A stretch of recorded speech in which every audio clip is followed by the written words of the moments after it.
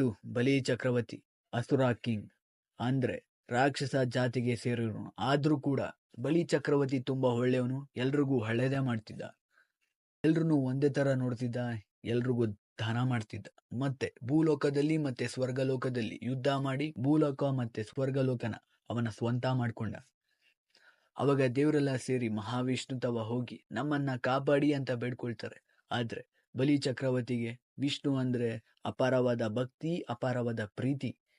ಮಹಾವಿಷ್ಣುಗೆ ದೇವ್ರ ಜೊತೆ ಸೇರಿ ಬಲಿ ಚಕ್ರವರ್ತಿನ ಸಾಯಿಸೋಕೆ ಇಷ್ಟ ಇಲ್ಲ. ಅದಕ್ಕೆ ಮಹಾವಿಷ್ಣು ಒಂದು ಪ್ಲಾನ್ ಹಾಕ್ತಾರೆ. ಅದೇನು ಅಂತಂದ್ರೆ ಚಿಕ್ಕ ಹುಡುಗನಾಗಿ ಒಂದು ಅವತಾರ ಎತ್ತುತ್ತಾನೆ. ಆ ಅವತಾರನೇ ವಾಮನ.